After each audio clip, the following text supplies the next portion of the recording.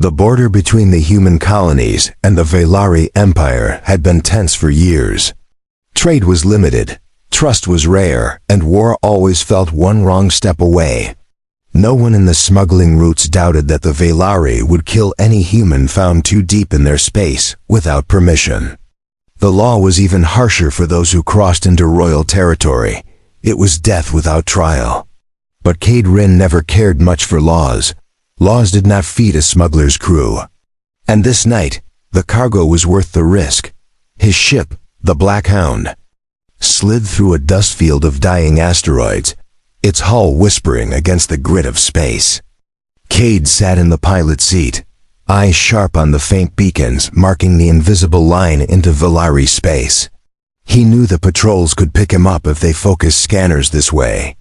But the coordinates he had bought were fresh, stolen from a corrupt Velari officer who had no love for his own empire. There's a hidden corridor between patrol zones. If he moved fast, no one would see him. Or so he thought. On the far side of the corridor was a ship unlike any he had seen before. Sleek, silver blue, shaped like a crescent blade, it floated with no beacon lights. Cade slowed his approach. There were no distress signals, no weapons locking on him. Yet the vessel's hull shimmered faintly as if alive. His smuggler's instincts screamed to turn back. But something else, something harder to explain, pushed him forward. It was not greed this time, it was curiosity. And Cade Rin never left a mystery behind. Docking was easy. The ship's airlock accepted his code without challenge, almost as if it had been waiting for him. Inside, the corridors glowed with soft blue light. The air smelled faintly of flowers and something sharper, metallic. His boots made no sound on the strange floor. He drew his sidearm, more for comfort than necessity, and followed the gentle curve of the corridor until it opened into a grand chamber. And there she was, standing at the center like the heart of the ship itself. Her skin was deep violet with faint silver markings that shifted like liquid light. Her eyes were the color of molten gold, fixed on him with an intensity that made his grip tighten on the weapon. She wore an intricate robe lined with gems that caught the chamber's light. She was beautiful, but not in the fragile way humans sometimes imagined alien royalty. Her beauty had weight, presence, and danger. Cade knew instantly who she was. Princess Serena Vaylor, daughter of the Empress herself. A royal in exile was rare. A royal alone was impossible. And a human in her presence was a crime punishable by death. You are far from home. Smuggler, she said, her voice smooth yet edged with command. It was not a question. He could hear the warning beneath it. Any other human would have dropped their weapon and begged for mercy. But Cade was not like other humans. And you are far from your guards, he replied. Her eyes narrowed, and for a moment, silence filled the room, thick as smoke. Then she stepped closer. My ship was sabotaged. My people are searching for me even now. If they find you here, your body will not be returned to your world. Cade did not flinch. If they find you here, you won't be able to explain why you allowed me this close, he said. Her lips curved into the smallest trace of a smile, but it did not reach her eyes. You think I fear my people's judgment? She asked. He shook his head. No, I think you fear something else. He did not know yet what that was. But he would find out. She studied him for a long moment, then turned and began walking toward a corridor at the far end. Without looking back, she said, If you wish to live, follow me. Against every scrap of survival instinct, he did. The corridor narrowed, lights dimming until only their shadows stretched along the walls. She led him to a smaller chamber, filled with star maps and strange instruments. What is this? He asked. A chance, she said. For one night, our paths have crossed. That will not happen again. He could hear something unspoken in her tone, something almost like regret. Cade did not understand why the idea of leaving so soon made his chest tighten. They were enemies by law, strangers by fate. Yet the thought of walking away felt wrong. He studied her face in the glow of the star maps, and for the first time he realized the danger was not only from the Veilari guards. The danger was here, between them, in every word and every glance. And no law in the galaxy could stop it. Cade stood in the dim chamber, his eyes shifting between the strange glowing maps and the princess. The air felt heavier here, thick with the hum of unseen machinery. She moved with slow precision, her long fingers brushing across a crystal console. The maps changed with her touch, revealing shifting borders of star systems he had never seen before. He felt out of place, yet her presence anchored him to the spot. "You carry human tech," she said without turning. Her tone was calm, but her words were not casual. He looked down at his belt, where a small device pulsed with faint blue light. "A scanner," he answered. "Old model, nothing fancy." She finally turned to face him, her golden eyes catching the glow from the map. "Old models still transmit. That means your location is no longer a secret."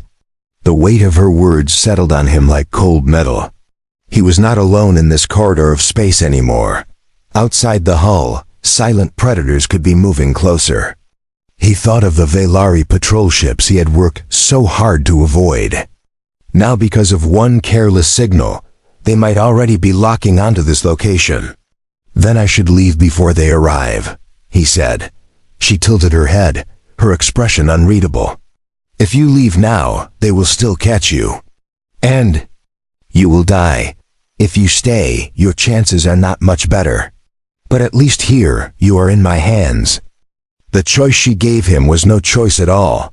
He stepped closer, studying her face. "Why help me?" "Your law says I should already be dead." She held his gaze without flinching. "Because you ducked when others would have fled. Because you are not afraid to look me in the eye. And because I need someone who owes me their life." Her honesty was sharp, almost cutting. He was not sure if it was a bargain or a trap.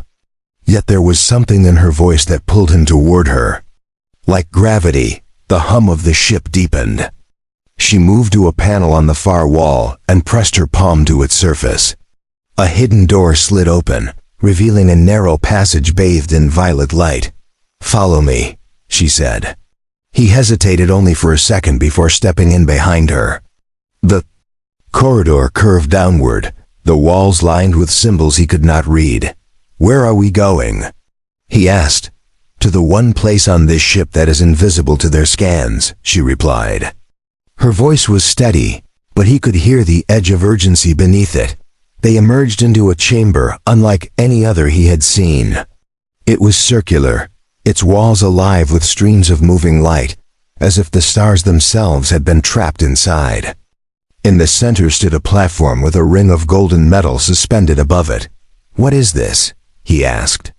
She stepped onto the platform, her figure bathed in starlight. "This is my sanctuary. My mother believes it is only for meditation. She does not know it can hide life signs completely. For one night, you are safe here." Her words were both a promise and a warning. Cade stepped onto the platform beside her. The moment he did, the golden ring above them began to glow, casting warm light across her face. He realized how close they were standing, close enough for him to see the fine silver lines in her skin, the faint rise and fall of her breath. He could not remember the last time he had felt this aware of another person. She was an alien princess, bound by laws older than his entire species. And yet, here they were, sharing a space forbidden by both their worlds, her gaze locked on his. "When dawn comes, you will leave this place and never speak of it again. That is the only way either of us will survive." He wanted to agree. He wanted to say the words that would make this moment easier. But the thought of walking away felt like cutting something out of himself. "And if I don't want to leave?" he asked. Her expression softened for the first time since they met. "Then you will die, and I will die with you." There was no drama in her voice, only truth. The air between them seemed to thicken. Outside, unseen ships might be closing in, their weapons ready. But in this hidden chamber, the danger felt different. It was not the kind that came from blasters or fleets. It was the kind that came when two lives crossed paths in a way they never should have. And in that moment, Cade realized that whatever happened next, the law was already broken. The golden ring above them pulsed slowly, like the heartbeat of the ship itself. Cade felt the warmth of its light against his skin, a strange comfort in a place where every breath could be his last. Princess Serena moved with quiet grace, adjusting the controls on the platform. The streams of light along the walls shifted, folding inward until the chamber felt like it was wrapped in a cocoon of stars. For the first time since docking, the silence did not feel dangerous. It felt private. "What will your people think when they cannot find you?" Cade asked. His voice was low, careful not to shatter the stillness. She glanced at him, her expression unreadable. "They will think I am lost. Some will believe I am dead. My mother will know the truth. She will send for me in ways you cannot imagine." Her tone held no fear, only certainty. "And when she does, you will not want to be here." The words carried weight heavier than any threat he had faced before. Cade studied her, trying to read the hidden meaning in her eyes. She had been raised in power, trained to guard every thought behind layers of control. But in the soft glow of the chamber, he caught glimpses of something else. It was not weakness. It was not doubt. It was the quiet ache of someone who had been bound by duty for too long. He recognized it because he had lived his own life under different chains, the kind forged by survival and necessity. Outside, the faint vibration of distant engines reached his ears. His instincts sharpened instantly. "They're here," he said. Serena turned toward the wall of lights, her hands moving swiftly over a panel hidden in the design. "They cannot detect us in this chamber, but they will search the ship. If they find signs of your presence elsewhere, this sanctuary will not save you." Her calm words made his pulse quicken more than any alarm could. It was the certainty in her voice that told him the danger was real. Cade moved closer to the entrance they had come through. The door was sealed, its edges glowing faintly with the same golden light as the platform. "Can they breach this?" he asked. She shook her head. "Not without destroying the entire ship. But that will not stop them if they think it necessary. My people do not take risks when it comes to royal security." Her gaze flicked to him. "And you, human, are considered the greatest risk of all." The way she said it was not meant to insult. It was a simple fact. He returned to the platform, his boots silent on the smooth floor. "So we wait?" She nodded. "We wait." Her voice was softer now, almost human in its weariness. She sat on the edge of the platform, her robe pooling around her like liquid shadow. Cade hesitated before sitting beside her. They were close, enough for him to hear the steady rhythm of her breathing. It reminded him that beneath the titles and laws, she was still flesh and blood, as mortal as he was. "What will you do when they find you?" he asked. She tilted her head slightly, considering the question. "I will return to the court. I will stand before my mother and tell her I survived because of a human. And she will decide whether that truth should be known or erased." There was no bitterness in her tone, only resignation. "And if she chooses the second," he pressed. Serena met his gaze, and for the briefest moment, the golden light reflected in her eyes made them look almost sad. She did not answer right away. Instead, she reached for a small object hanging from a chain around her neck. It was a pendant, shaped like a tear of crystal, glowing faintly from within. She placed it in his hand without speaking. The warmth of it startled him. "What is this?" he asked. "A memory," she said. "If I cannot speak of you, at least I can leave a piece of myself with you." Her words carried no promise of reunion, yet they bound him tighter than any oath could. The hum of the ship shifted again, a sign that the engines outside were moving. Serena rose gracefully, her eyes still locked on him. They are leaving. For now. Relief should have flooded him, but it didn't. The danger had passed for the moment, yet he knew the night was far from over. The way she stood before him, regal yet unguarded, made him realize something had already changed between them. Whatever came next, the line they had crossed could never be undone. Asterisk the faint glow of the golden ring faded until only the wall streams lit the chamber. Cade stood silently, still feeling the weight of the crystal pendant in his hand.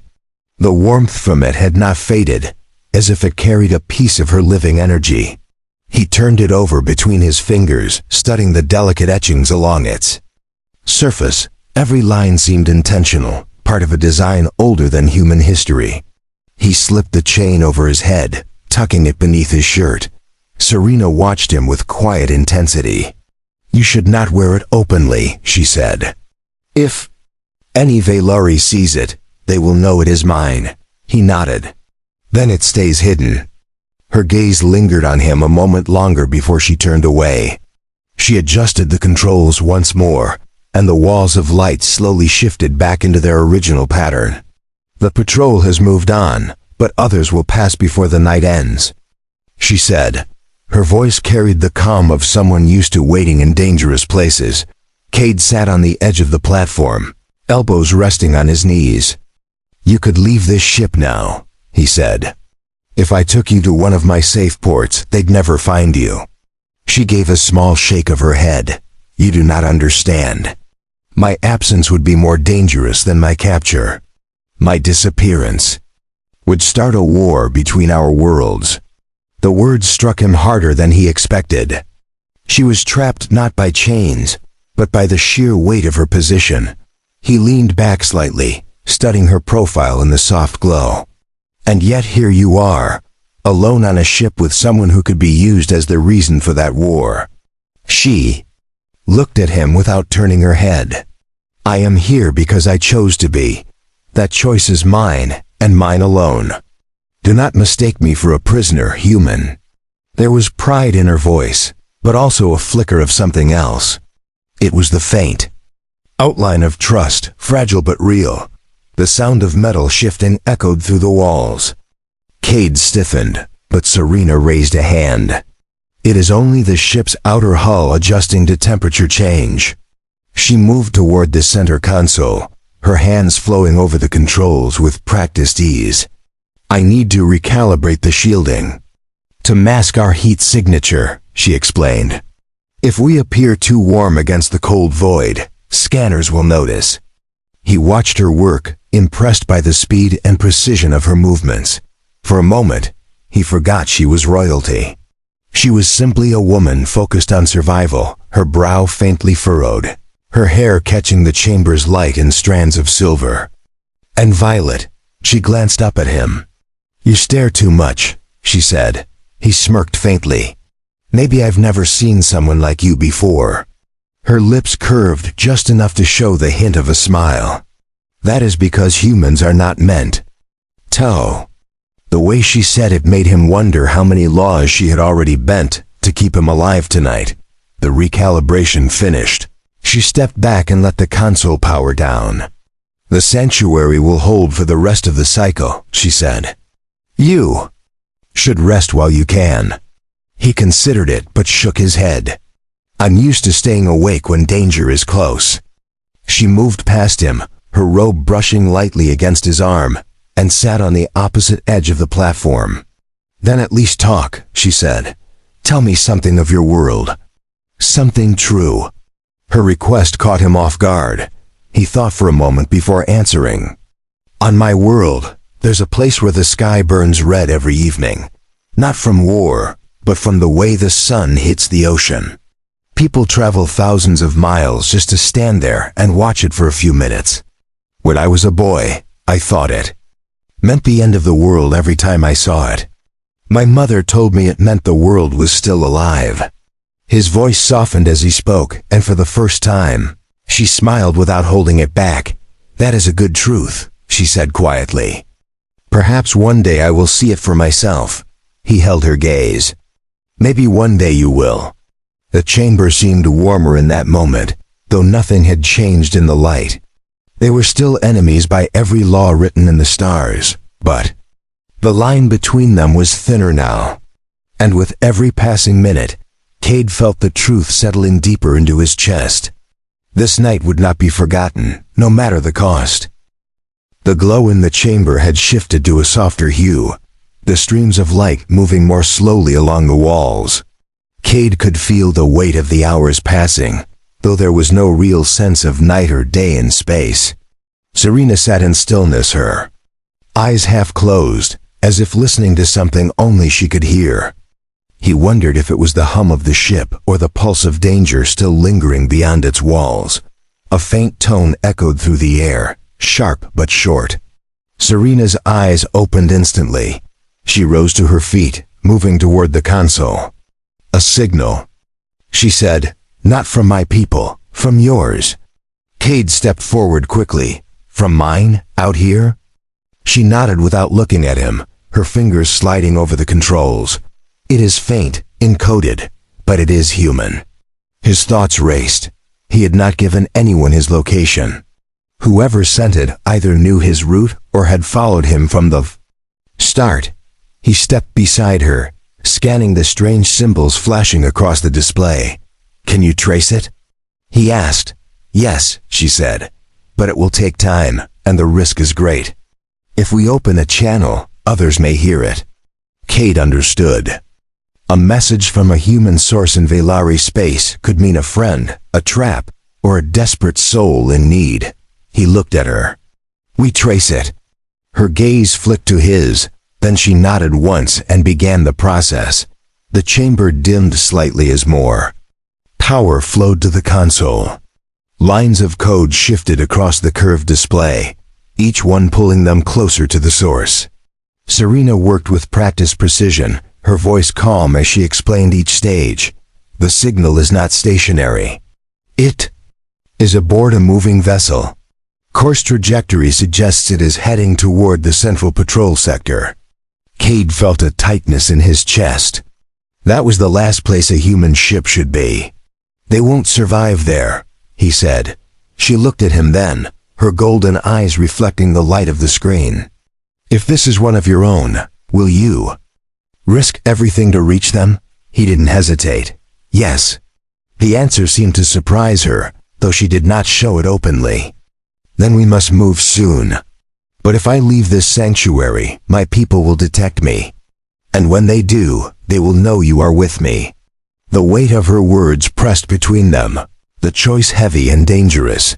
Cade leaned over the console, studying the map she had brought up. If we change course just enough, we can mask the jump. Their scans will think you are following your original path. She considered it. It might work. But once they realize you are not where they expect you to be, the hunt will begin. He gave a small shrug. I've been hunted before. She almost smiled at that, but her focus stayed on the console as her hands moved quickly to adjust the route. When the coordinates locked in, she stepped back. The ship will need 3 minutes to prepare for the jump, she said. After that, there is no turning back. Cade moved toward the platform, checking the charge on his sidearm out of habit. I stopped turning back a long time ago. She watched him for a moment, then turned away to secure her seat. The ship began to hum deeper, the walls vibrating slightly as systems powered up for the shift. The streams of light along the walls changed to a sharper pattern, moving faster as the energy built. Serena's voice carried over the sound. When we arrive, there will be no time for questions. You will do as I say. He glanced at her, a faint smirk on his face. Only if your plan keeps us alive. She met his look without blinking. It will. Her certainty was a strange comfort, though he knew no one could truly promise survival in a place like this. A soft chime signaled the final countdown. Cade felt the pull of anticipation in his chest, a mix of adrenaline and uncertainty. Serena's eyes were locked on the console, her posture steady and commanding. For a moment, he could almost forget the gulf between their worlds. Here, in the hum of a ship about to leap into danger, they were not human and alien, smuggler and princess.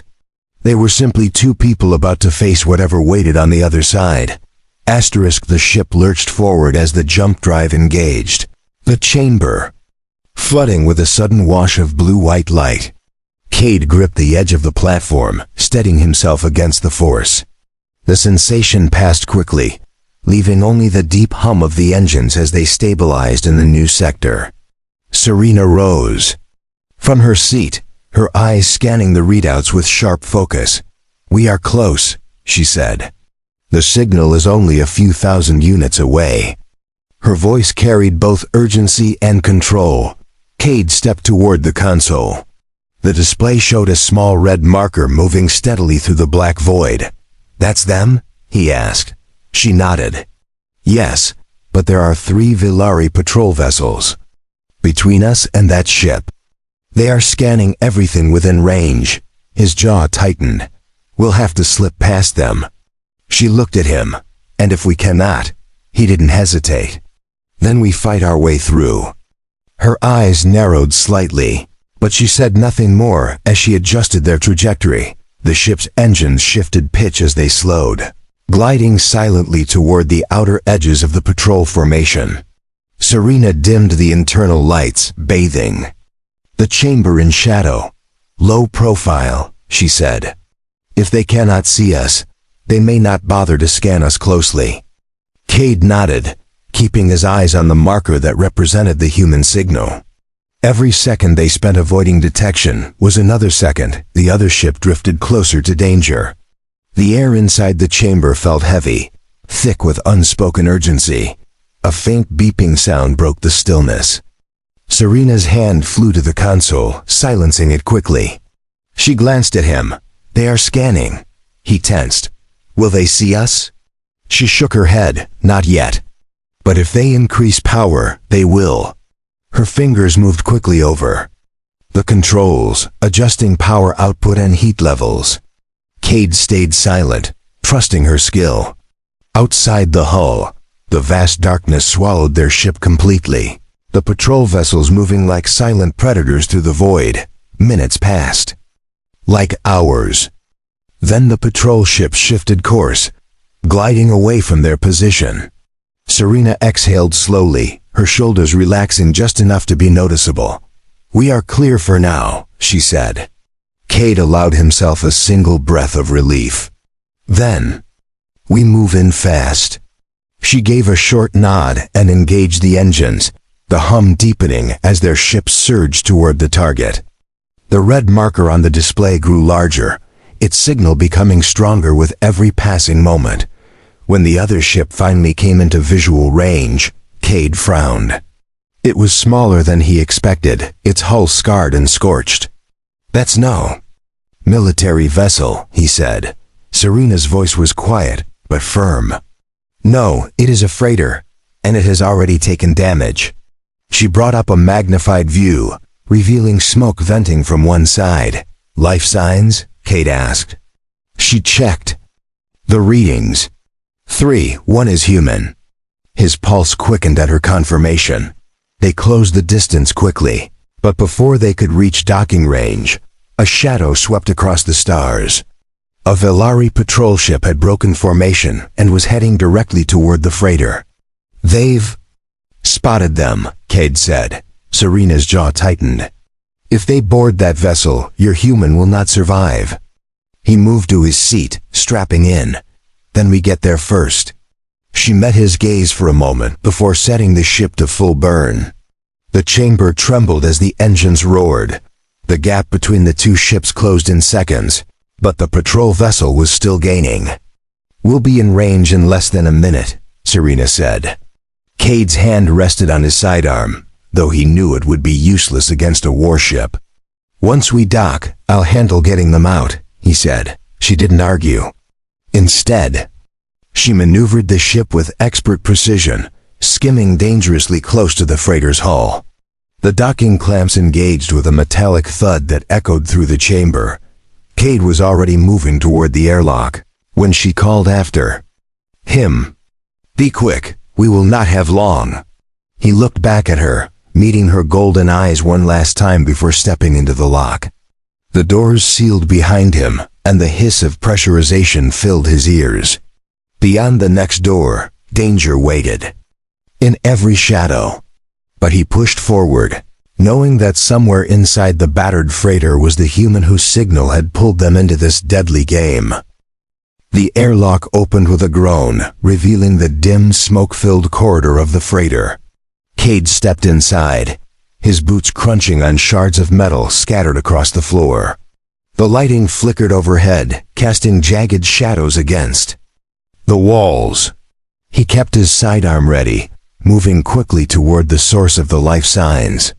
The smell of burnt wiring filled the air, mixed with the metallic tang of leaking coolant.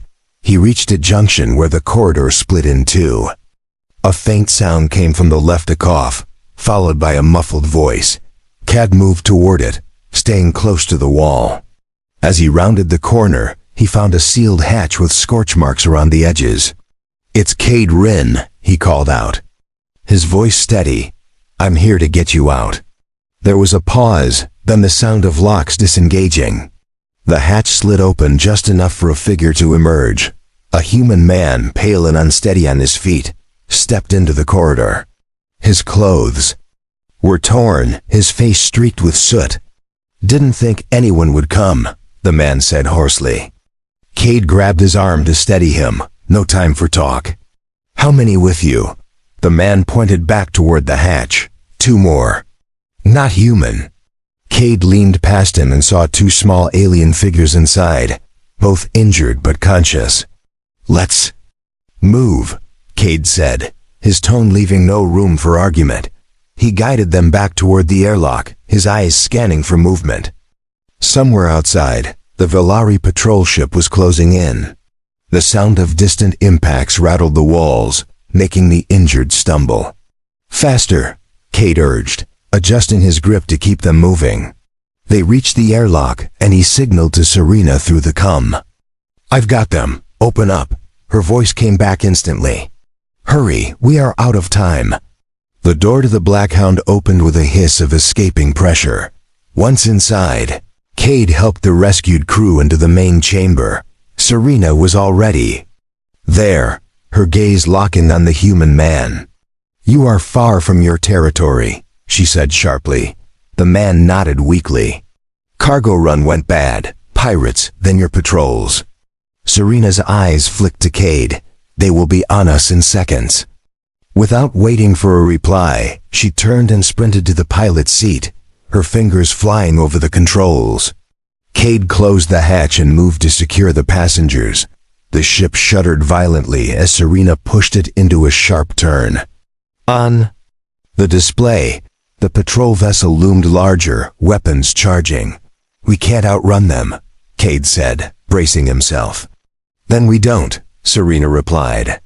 Her hands moved with calm precision, rerouting power from secondary systems to the forward shields. "Hold on," she said, and the ship dove straight toward the enemy. At the last moment, she veered off, skimming along the patrol's hull so close that alarms blared on both vessels. The sudden maneuver threw off the enemy's targeting systems.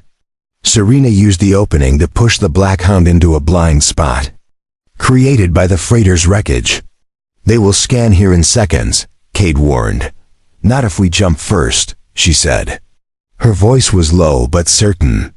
She initiated the jump sequence, and the engines began to hum with gathering power. The injured passengers clung to their seats, their eyes wide as the deck vibrated beneath them. A warning light flashed on the console. "They've locked on," Serena said, her tone tightening. Cade moved to her side. "Can we break it?" She shook her head. "Not in time. But we can take them with us." His eyes narrowed. "That'll tear us apart." She looked at him, her gaze steady. "Not if we're in the slipstream first." He didn't argue. He just tightened his grip on the console as the jump countdown hit its final seconds. The moment the patrol ship fired, the Blackhound surged into the slipstream. The stars stretched into bright lines before snapping back into focus. The sudden silence in the chamber was almost jarring. Serena exhaled slowly, leaning back in her seat. "We are clear, for now."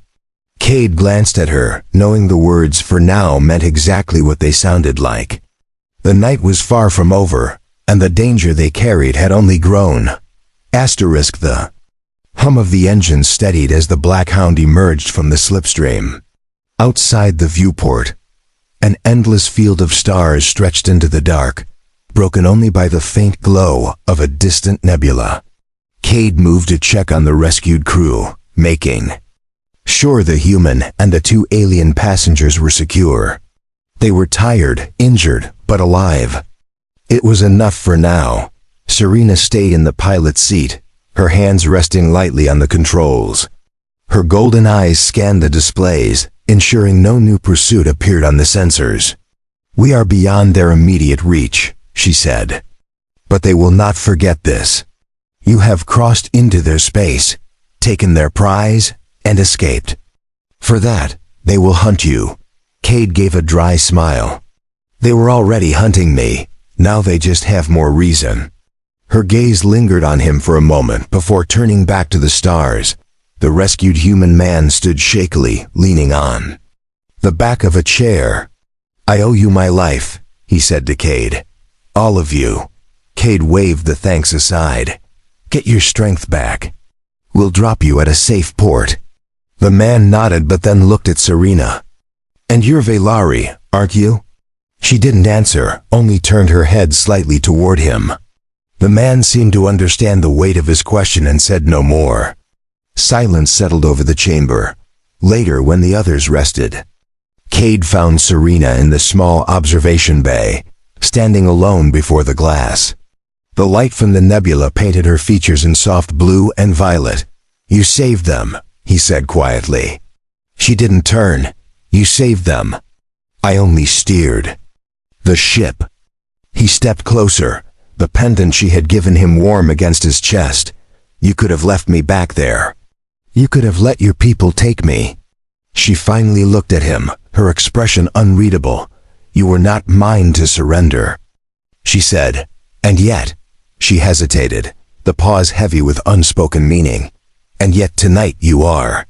The words settled between them like a truth neither could change. Cade's pulse quickened, not from fear but from the knowledge that what they shared was something no law could erase. She stepped closer, her golden eyes locking onto his, and for a moment, the galaxy outside felt impossibly far away. "You know we cannot meet again," she said. "If my mother learns of this night, you will be executed without trial. And I will lose more than my life. I will lose my name, my bloodline, my place among my people." He nodded slowly. "Then we make tonight count." Her lips curved faintly, a smile tinged with both sadness and defiance. "Tonight already counts more than you know." She reached up, her hand resting lightly against the pendant beneath his shirt. They stood there in silence, the hum of the ship and the faint shimmer of the nebula their only witnesses. Somewhere deep in Cade's mind, he knew she was right. After this night, their paths would diverge forever. Yet the bond forged here born in danger, defiance, and the fragile space between enemies would not fade. He wanted to speak, but the weight of words felt too heavy. Instead, he let the moment speak for itself. When dawn came to the nearest star system, Serena prepared for departure. She had plotted a course back into Veilari territory, where she would rejoin her people and resume the life she had been born. 2. The rescued passengers were awake, ready for their own journeys.